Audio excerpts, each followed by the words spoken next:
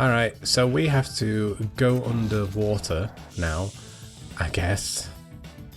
The aim of this bit is to actually go really slowly, but I'm not going to do that because I hate doing that and it takes ages. So I'm just going to go all the way around, collect these opals, and do a little sneaky shortcut. Collect the opals, Ty. It's literally your job. Do you know what I need? Do you know what Ty needs? He needs sparks. He needs sparks.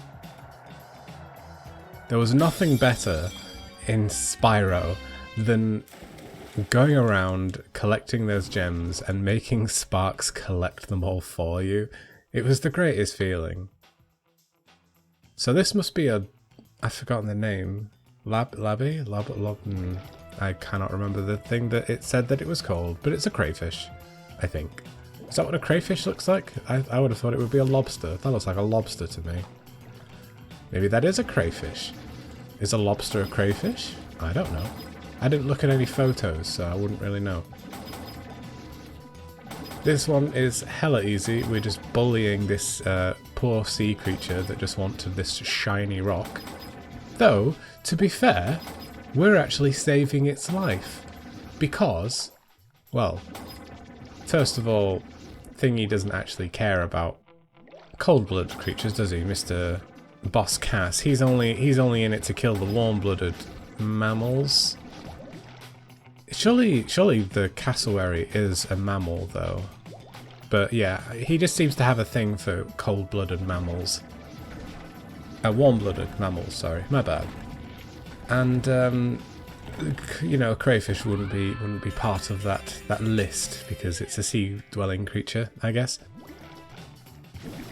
So we have a button over here. Wait, don't you dare throw your harpoons at me. It's very rude and extremely dangerous, which opens a lovely gate. Even though there's no animation for it, it just shows that it is open now. I don't actually think there's nothing you can actually do in this section. It's quite empty actually, which is kind of a shame, to be honest. Because I feel like they could have done a lot more with the stuff under here, but no, it's just the fish thing, the lobster, a button that leads to another golden cog, and that's it really. There's not a whole lot to do under here.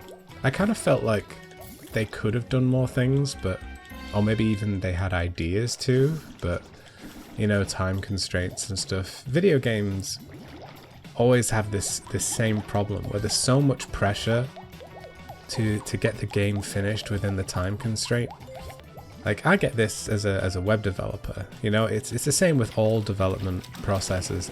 Any company that you go and work for to do with programming, they'll set, not necessarily unrealistic, but they'll set a goal for you to be able to complete a certain task in a certain time, and quite often that is an underestimation, and the project just isn't finished in time and they have to rush it a little bit. It's exactly the same with any kind of development work, but like particularly, hang on, I want to test something here.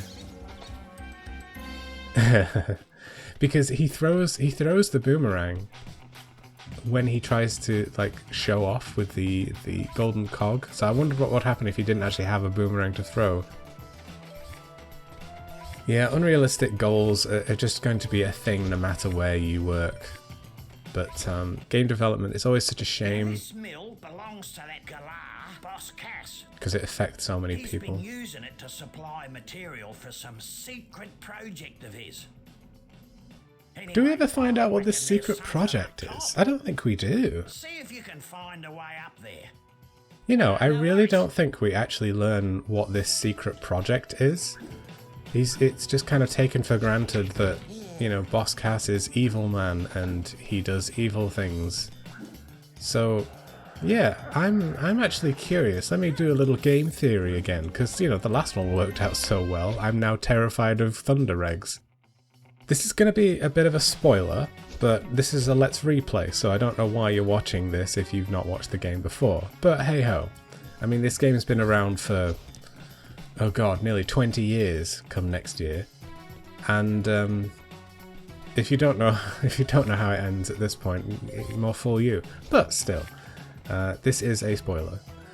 At the end of the game, it's shown that Boss Cass has been making a robot, and very similar to, I guess, the one that he had at the start of the game in that opening cutscene. I can only assume... Right, okay, I'm really getting into deep game theory here now. Hang on a minute.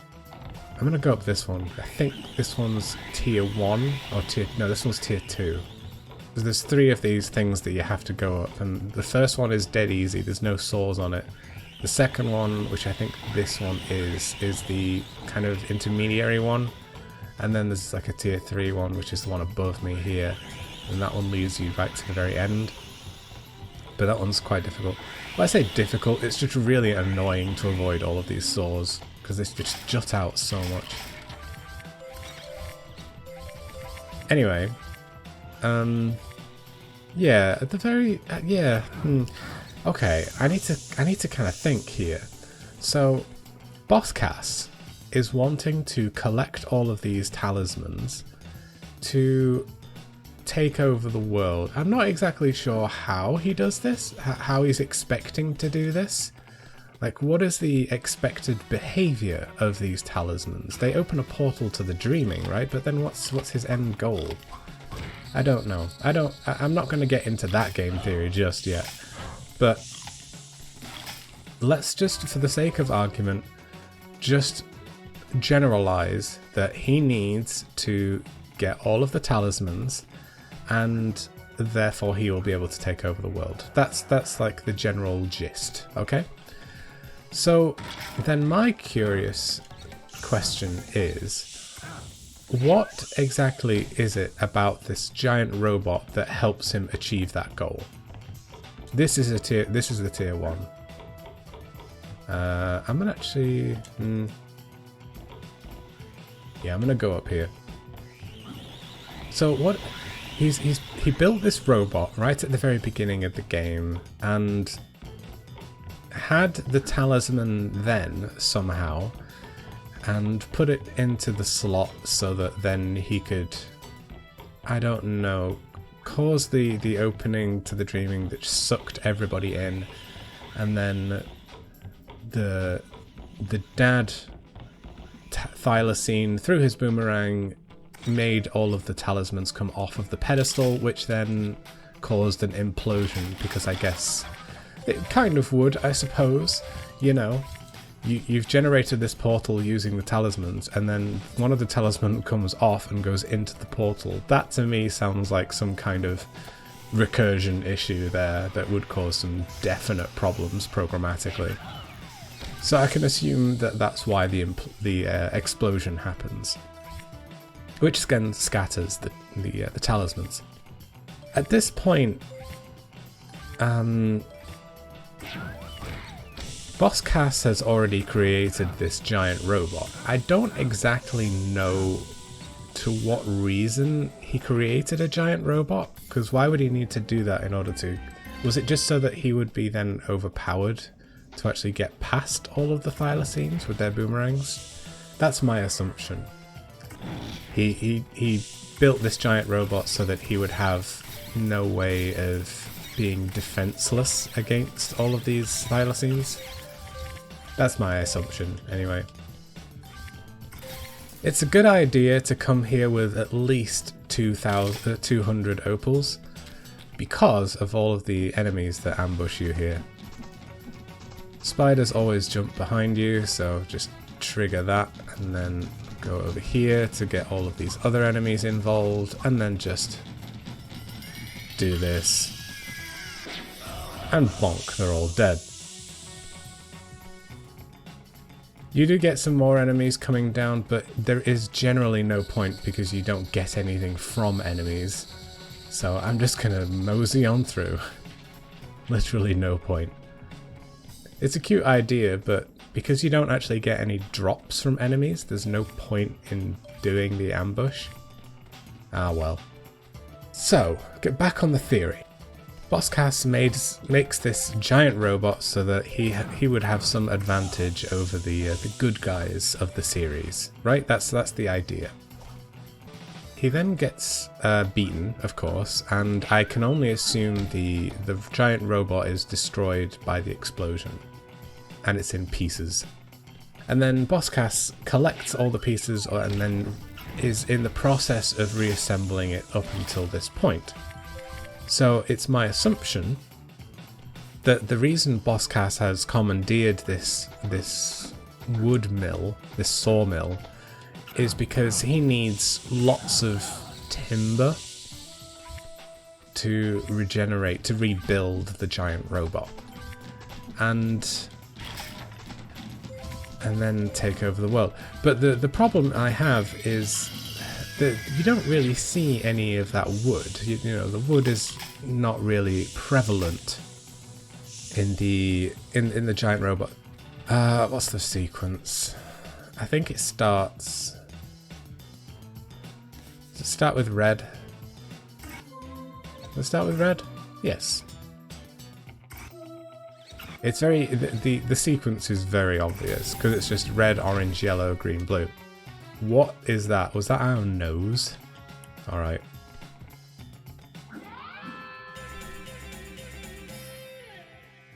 All right, cool. Yeah, if you didn't know from the colours, then you could just tell from the sound. But it's a very easy puzzle, nice and quick. What makes me very angry is the fact that this mill doesn't make a whole lot of sense. Like, there's these paths that it's assumed that the logs take, but the saws that are on those tracks are sideways, so I guess that's just meant to be cutting it up into chunks. But how can it be? It can't be going upward. It can't be going up the slope, can it? So it can only be going down, but then where to? It doesn't really make a lot of sense. And even when we get to the top, oh god, I'm missing one. Ugh, this happens all the time. I'm missing one opal and I have no idea where it is. Thankfully, there is a feature in this game that's very generous, that if you are missing, I believe, I've not actually tested this yet, but if you have 5 opals missing, or up to 5, I should say, up to 5 opals missing. Oh, actually, I think I know where it is. I think it's at the top. Yeah, it's between those two poles. Yeah, no, I think I know where it is. If you have up to 5 opals missing and you get a magnet power-up, it will just automatically give them to you. It's very generous like that, because it knows it's a collectathon. You're gonna miss things. It just happens in these games. You're bound to miss things. And because, getting exactly 300 is such a pivotal point of collecting them so that you can get the Thunder Egg for that area, I guess the game developers were like, hey, you know what? Let's just make it so that if you've got a few left over and you get a magnet power-up, we just give you the rest. See, these are the saws that that just don't make any sense. The spinning part is in the middle, it's floating, and the saws are sideways. They should be, in my opinion, they should be going along the path of the track so that it splits the log in half. Let me just check. Yes, here it is. But you wouldn't need that many. You'd only need one saw. It would be very inefficient to have 20 saws like that. But I know it's a video game. It doesn't make a whole lot of sense. This mill is tiny as well. There's no way you could get anything done in that.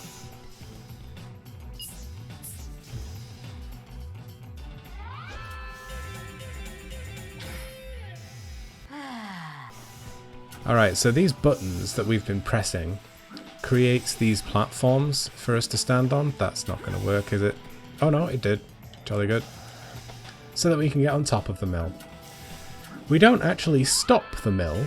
We don't do anything to prevent Boss Cass from using this mill. We just get to it. So I don't know what that's all about. And I mean, it's a really tiny mill. You're not going to get anything done in there. At all. Don't know who you're trying to fool. Right, is that all of them? Have I done it? Oh, okay. Cool. I've been talking all the way through that. I hadn't even noticed I'd finished. Cool. Let's go.